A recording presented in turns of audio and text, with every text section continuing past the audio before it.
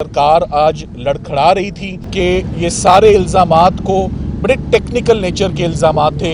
इसको शाह महमूद कुरैशी साहब ने बहुत अच्छे से आज अपने वकला को भी गाइड किया। इस वक्त मेरा ख्याल है हुकूमत और जो पॉलिटिकल ओपोनेंट्स हैं they are running out of options. तमाम केसेस जो हैं वो ऑलरेडी ज़ीरो हो चुके हैं। तो सरकार इरादा ये रखती है कि 6 गवाहों को वो इसी हफ्ते किसी ना किसी तरीके से वो निपटा दें और कोई काम ना हो और पाकिस्तान में कोई ट्रायल ना हो और हम कोई काम ना करें, सिर्फ साइफ़र के केस में हम अदालत की मावनत करें। ये बात बहुत अहम है कि इस केस का चार्ज भी डिफेक्टिव फ्रेम हुआ है और इस केस की ज़मानत भी जो मुस्तरद हुई वो इस स्पेशल कोर्ट ने भी मुस्तरद की और इस्लामाबाद हाई कोर्ट ने भी मुस्तरद की।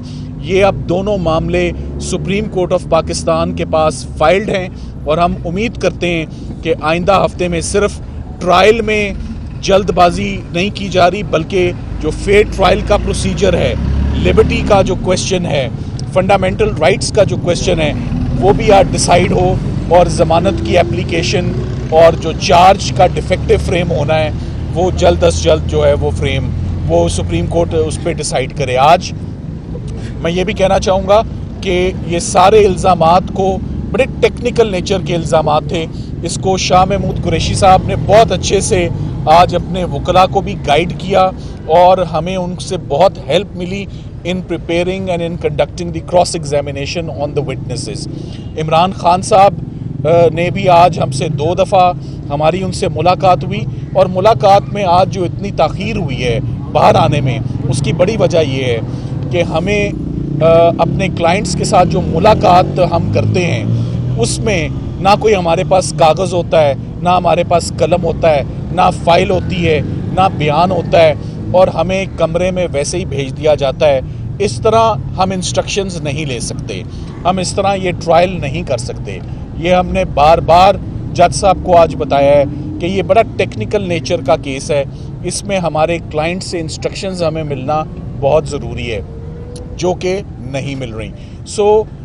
अब देखना ये है कि इस वक्त मेरा ख्याल है हुकूमत और जो पॉलिटिकल ओपोनेंट्स हैं they are running out of options. तमाम केसेस जो हैं वो ऑलरेडी ज़ीरो हो चुके हैं। सेडिशन हो, म्यूटनी हो, फॉरेन फंडिंग हो, जज ज़ेबा केस हो, तो फाइनली अब रह दे के अब ये एक साइफ़र का ट्रायल पीछे रह जाता है और इसमें भी नज़र यही आ रहा है कि सरकार आज लड़खड़ा रही थी अपने तीनों गवाहों को पेश करने के बाद।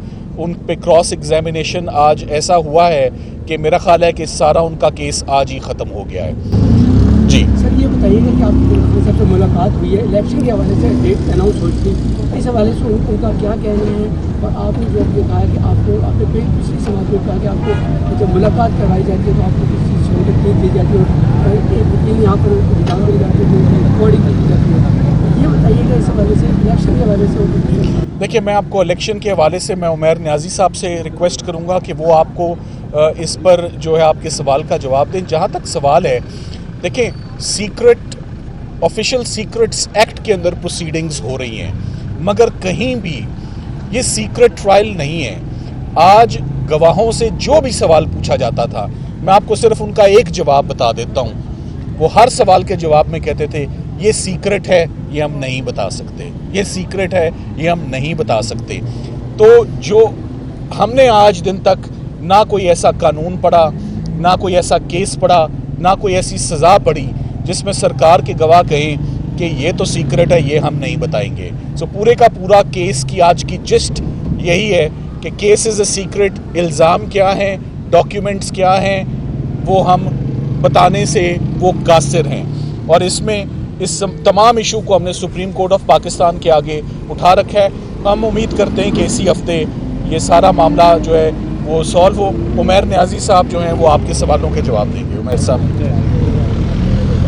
बिस्मिल्लाहिर्रहमानिर्रहीम। जहाँ तक आपने जी इलेक्शन की बात की, खान साहब ने वाज़े तौर पे कहा, पहले भी आपको रिट्रेट किया था कि नवाज़ शरीफ कभी भी अपने एम्पायर्स के बगैर नहीं गेम खेलता। खान साहब ने आज दोबारा से कहा कि वो दोबारा अपने एम्पायर्स की तरफ देख रहा है और उन्हीं के बल बोते पे दोबारा आना चाहता है। जहाँ तक पार्टी की अपनी सिलेक्शन का ताल्लुक है तो उन्होंने कुछ इंस्ट्रक्शन सिंध, बलोचिस्तान और KPK के हवाले से दी हैं, वो स्पेसिफिकली पार्टी को पहले बताई जाएंगी और थ्रू कोर कमेटी आप तक इंशाल्लाह ताला वो बाहर आ जाएंगे। सेकेंडली, हमारी मौजूदगी में खान साहब को सुप्रीम कोर्ट की तरफ से नोटिस भी मिला, जो बेसिकली नैब की पिटिशन अलाउ हुई थी, नैब अमेंडमेंट सेट असाइड कर दी गई थी। आपको जैसा कि पता है कि फेडरल गवर्नमेंट ने उसके against intra court appeal file किया है। वो 4 बुक्स का सेट खान साहब को रिसीव हो गया है और सुप्रीम कोर्ट का नोटिस था, खान साहब ने उस पर एंडोर्समेंट कर दी है और अपनी विलिंगनेस शो की है कि वो अपनी अपील का दिफा एज रिस्पोंडेंट नंबर 4 खुद करेंगे। तो अब सुप्रीम कोर्ट पे है कि वो किस तरह की फैसिलिटीज़ उनको प्रोवाइड करता है, वो उस केस का खुद दिफा करेंगे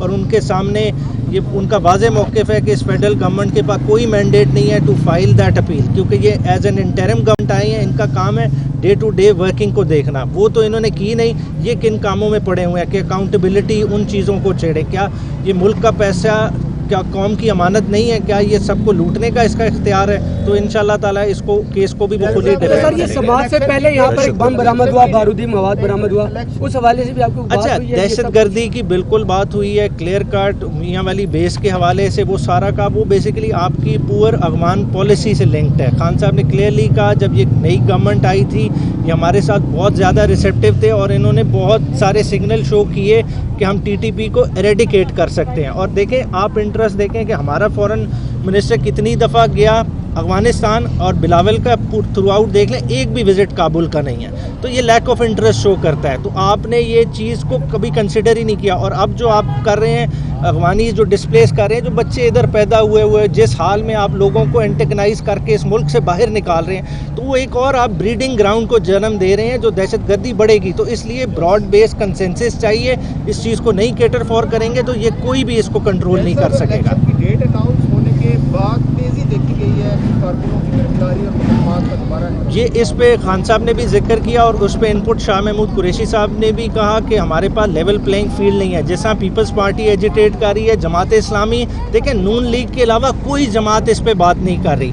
क्यों नहीं बात कर रही? क्योंकि उन्हें अपने मतलब के एम्पायर मिलने लगे हैं और वो उनके ज़रिए दोबारा आना चाहते हैं, जबकि दीगर पार्टीज़ देख रही हैं कि उनके साथ क्या हाल हो रहा है। क्या हल्का बंदियों में हाल हुआ, बाकी मामलात में क्या होगा। तहरीक इंसाफ के वर्कर्स ना सिर्फ उठाए जा रहे हैं, ना उन्हें सिर्फ कन्वेंशन किए जा रहे हैं, बल्कि उन्हें गायब कर दिया जा रहा है। और इन्फोर्स डिसअपीयरेंसेस बड़ा सीरियस मसला है और इसको सुप्रीम कोर्ट को टेकअप करना पड़ेगा अगर आप वाकई चाहते हैं कि 8 फरवरी का इलेक्शन एक मानी खेज इलेक्शन हो, तो उसके लिए तमाम जमातों का एक टेबल पे होना जरूरी है।